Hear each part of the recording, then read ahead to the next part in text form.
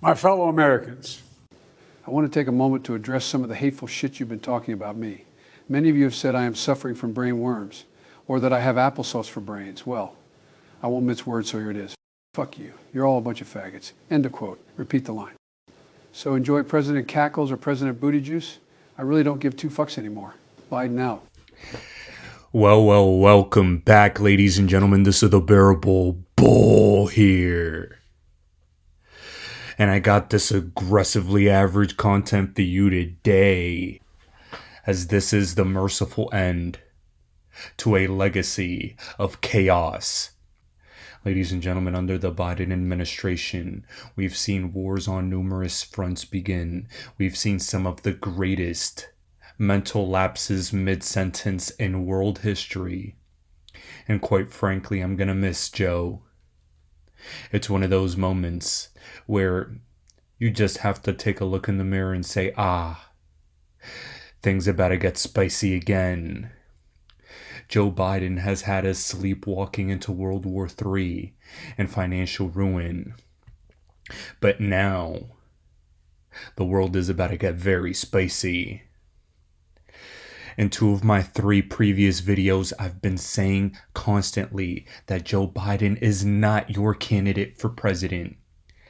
I've been labeled a conspiracy theorist ever since COVID. And it looks like all these conspiracies are beginning to run out, and they're just becoming the status quo. Ladies and gentlemen, with 2020 foresight, we've been predicting world events on the global stage for a while now. And all I want all of you to know is this. What's going to happen next is going to cause friction on the world stage. And as your narrator through the book of Revelation, I am saying this will be biblical. Truly biblical. Now that they've shown their hand, you have to realize that Kamala is not your candidate either. Oh, is that another one we're going to get right? Ladies and gentlemen, before we get there, let's also talk about another one that we've been getting correct, as they've been slowly but surely rolling out the blackouts that are inevitable, the cyber attacks that are inevitable. Hundreds of U.S. flights have been canceled for the 4th straight day, as the global tech outage has been the biggest in world history. And here, just a couple days ago, I posted that blackouts and outages were rampant. But this should come as no surprise to the XRP community. In unison, Swift was down for, quote, maintenance. Ladies and gentlemen, what I'm going to say right now is that this political division, this political unrest, these chaotic moments are going to be in harmony with the changing of the infrastructure of the financial system. The reason I'm able to predict these world events years in advance and then give them to you on a silver platter is because the financial, political, and everything in between is all intertwined. You're watching a script play out in real time, and we're just deciphering the lizard talk. Oh, these reptilians are mad. Oh, this channel might get blocked one day, but who gives a fuck? My only goal is to get as many of you to become multimillionaires and experience this generational wealth before they quite literally cut off any opportunities for humanity. AI, universal basic income, central bank digital currencies, global socialism, and a lack of upward economic mobility is what's in the cards for the rest of the planet. This is your moment in time to get on board before the cutoff point, before they slam the gate shut. And I can't stress that enough. My friends, I promise you, you're going to remember these moments where your favorite anonymous fuck on the internet was telling you aggressively average every single day, telling you to buy XRP, and you're going to remember where you were the moment it took off. None of these political events should come as a surprise for you. Food shortages, cyber attacks, continued war, chaos at the Olympics, and other things should be expected next, but that's not the topic for the day. The topic is the political environment here in America. Quite frankly, they're letting you know that they've already replaced one candidate as predicted. And if you think Kamala is the one that's going to be running, you got another thing coming. Even AOC is letting you know she's not the one. She couldn't stand a chance against the dude that just got shot on TV and raised his fist in the air.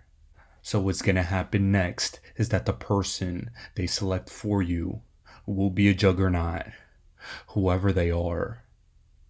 But it will be a fight to behold. And I'm going to say what a lot of these folks aren't saying. I'm just going to say it. If you think that there is consensus among the people who want Joe Biden to leave, that they will support Kamala, Vice President Harris, you would be mistaken. And I'm going to say that because if they're going to come out and say all their little things on background off the record, but they're not going to be fully honest, I'm going to be honest for them. I'm in these rooms. I see what they say in conversations. A lot of them are not just interested in removing the president. They are interested in removing the whole ticket.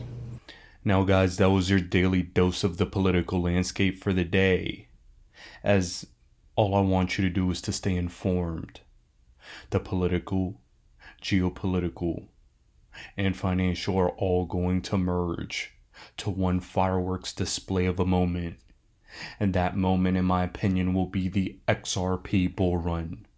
The bull run of bull runs. And just a couple weeks ago, I'm going to remind you of this video Alessio Rastani posted. A FUD video where he claimed XRP could reach as low as 13 to 14 cents. I came out and publicly stated that somebody got to him. You need to decipher the lizard talk. Why does this channel, after no XRP content, now decide to talk about XRP right when we're saying that this is the March 2017 XRP moment? And if you haven't done so already, please watch my most recent 2-hour-plus long podcast with Waters Above, talking about how when we break support, like XRP did recently, that was the most bullish indicator, letting us know that the March 2017 style XRP move was probable. Why?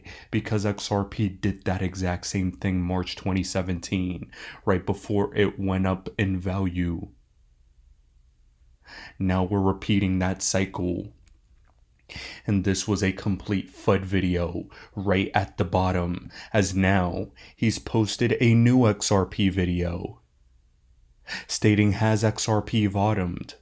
What does this recent rally mean? And this is him covering his bases. When these Bitcoin maxi style channels that usually cover Bitcoin now in harmony begin covering XRP, it's because they are profit motivated and they got the signal, they got the intel, they got the green light to know that XRP is about to hit its moon mission. I can't stress that enough. Ladies and gentlemen, stay the course and pay attention, because you're all meant to be manipulated and you're not supposed to benefit from this opportunity. The political landscape and the world events happening right now are meant to distract you, while under the hood, they're completely revamping everything. As there were global blackouts, as the ex-president got shot, and the current president stepped down. This is what's going on under the hood of the Bank of England's payment services. Well, some breaking news in the last few minutes. The Bank of England has reported a problem with its CHAPS payments system. Our business presenter, Ian King, joins me now. Ian, just remind viewers what CHAPS is, why it's important, and how catastrophic this could be for quite a lot of people today. Hi, Jane. Yes, the CHAPS system. CHAPS stands for Clearinghouse Automated Payment System. It's used by 28 banks, and it's really a process by which large sums of money are transferred, often from one bank to another. But it's also used, for example, in housing transactions as well, when solicitors transfer money on behalf of clients who are buying and selling properties. The Bank of England statement, which has just come out, it says a global payments issue is affecting the bank's CHAPS service and delaying some high-value and time-sensitive payments, including some house purchases. We are mindful of the impact that this is likely to have, and we're working closely with a third-party supplier, industry and other authorities to resolve the issue as promptly as possible. If you're concerned about a CHAPS payment you plan to make or receive today, please contact your bank or other payment service provider. Retail payment systems are unaffected, so people and businesses can continue to use cash points, cash payments and bank transfers as usual. That's the only information we have just now, Jane. But the fact that the bank says this is a global issue does raise one or two eyebrows. Now, it's not uncommon for CHAPS to experience problems. They usually crop up, though, when one bank or another is experiencing a particularly heavy workload, and that's where delays can crop up. So we've no further information at this time, but potentially it could cause a lot of aggravation for people who are trying to complete on a housing transaction today. A lot of foreign exchange transfers are also put through the CHAPS system as well. But as I say, these tend to be quite large transactions. A lot of them tend to be from one bank to another, but they do also include large payments of money from banks to corporate clients and back again as well. So potentially there is scope for quite a lot of inconvenience. I mean, this service puts through on a typical day tens of millions of transactions, which can total billions of pounds per day. So it is a big part of the infrastructure, the financial plumbing, if you like, of the financial services industry. Now, ladies and gentlemen, what I want all of you to be aware of is that language.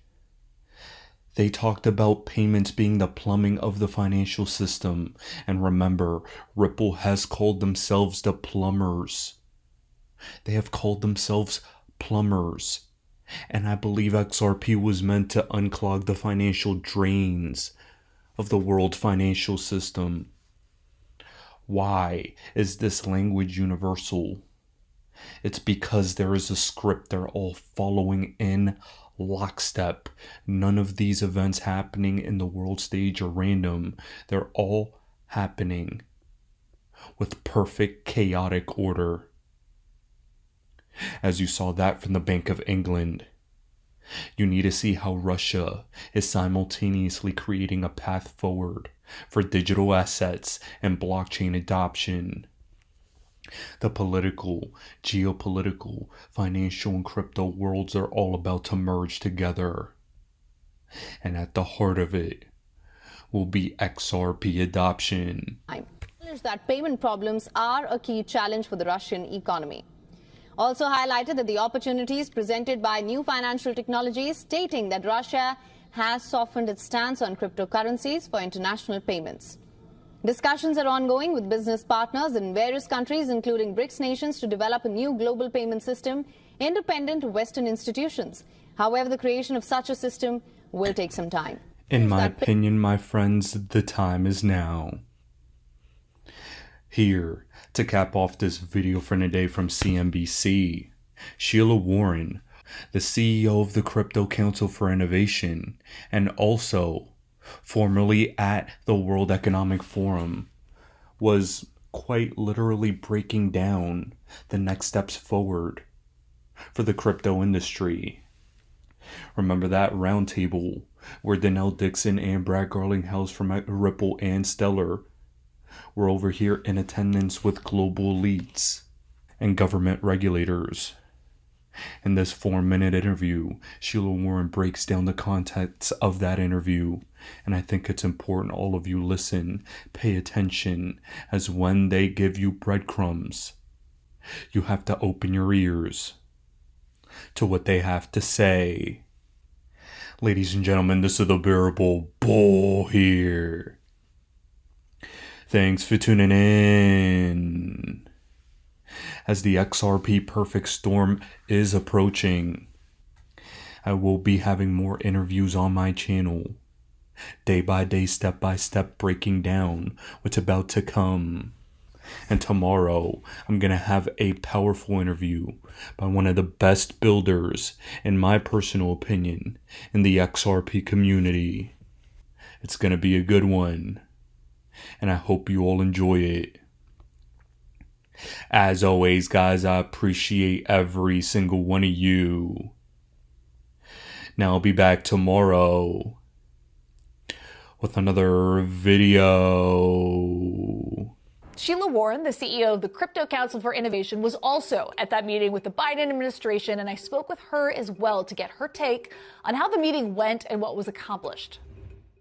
Sheila, thank you for taking the time. Now, you were at a roundtable led by Ro Khanna, which included members of the Biden administration and many crypto-focused groups. What was the most important point that you were trying to get across to officials in the room? Well, I was trying to reinforce, first of all, what all of us were saying, which is that this administration has not been particularly friendly when it comes to crypto, especially not in recent years. But also to really land the point, this is a global technology. Other countries have not waited for the United States to act. And also, this is about more than just financial services. The opportunity is much broader. It's about really architecting the internet for everybody. So making those points and connecting them together. And how receptive has Washington been lately? I mean, we've obviously heard a lot about changing sentiment on Capitol Hill, but what have discussions with lawmakers looked like for you at the Crypto Council for Innovation? Well, we've always taken the approach this is a bipartisan issue, or nonpartisan, truly, like any technology actually is. And for us, I would say we have had more interest, I think, from folks who aren't on the core committee. So I would say most people who are on, banking committee, financial services, where this is really in their obvious purview or jurisdiction, have been interested for quite some time. But now we're seeing folks in other committees of jurisdiction who are also expressing a lot of interest. And I do think that that's forward for progress and movement that we're happy to see. What are the biggest challenges facing the industry in Washington specifically? Now, we've, had some progress on crypto legislation, though it's not finalized yet. But what's the work that needs to be done that you're telling lawmakers about, or even the pushback that you might have gotten in the room during this meeting yesterday? Well, it's not just the lack of regulatory clarity that the industry's been talking about for many years now, which really hasn't been changed or fixed. It's what that lack of clarity and the lack of congressional action has actually led to, namely regulation by enforcement by the SEC. So you have a very active and aggressive SEC and a chair, Chair Gary Gensler, who seems to have made it a personal mission to essentially really police this industry. Whether or not that is within his jurisdiction remains an open question, according to the court. So here we are. And I think resolving that particular dilemma, figuring out with this novel asset class, this novel technology and opportunity, where does the jurisdictional authority lie? Which agency or combination of agencies is the appropriate one to be having oversight here? And I think until we land that, it's very difficult for builders to know what to do and how to move. So to go back to that roundtable for just 1 second, I think that one of the points I saw you make was that it's important to approach crypto in a nonpartisan manner. Is that getting harder when you see Republicans garner this perception of being more crypto friendly, especially with their presumptive nominee, Donald Trump, set to speak at Bitcoin 2024? Well, look, I don't think there's any question that rhetorically the Republicans are more supportive at this moment in time than the Democrats at a party level. But you have to remember that, as I noted, most people in this space, most Washington lawmakers have not been paying a lot of attention to this despite best efforts, right? Because it just hasn't fallen within the relevant committee of jurisdiction. They haven't felt that it's an important enough issue to frankly take a position on. So we find that most people that we talk to are still quite open-minded and have been, and are even more open-minded now that this is getting, again, more attention, more press, it's getting more prominence as an issue space that is important. So I don't feel that we've ever been in a place where this technology is not nonpartisan or even bipartisan. It's just that we haven't had, I think, the traction that we're getting in this election cycle to get folks that haven't been paying attention to sit up and realize this is really important. I better have a point of view. Last question for you real quick. That roundtable meeting, did anything surprise you in terms of what was said in the room? And not in the slightest. I mean, I have to say, I knew most folks in the room. I've known them for some time. I was really pleased tonally with how it went on both sides. I don't think anybody held back in expressing frustration or some of the concerns that they have about the approach that certain administrative agencies have taken, for example, the SEC. But I felt that that was met with a lot of openness, a lot of interest and eagerness and curiosity to learn more. And I felt that it was a very productive and constructive conversation. Looking forward to next steps.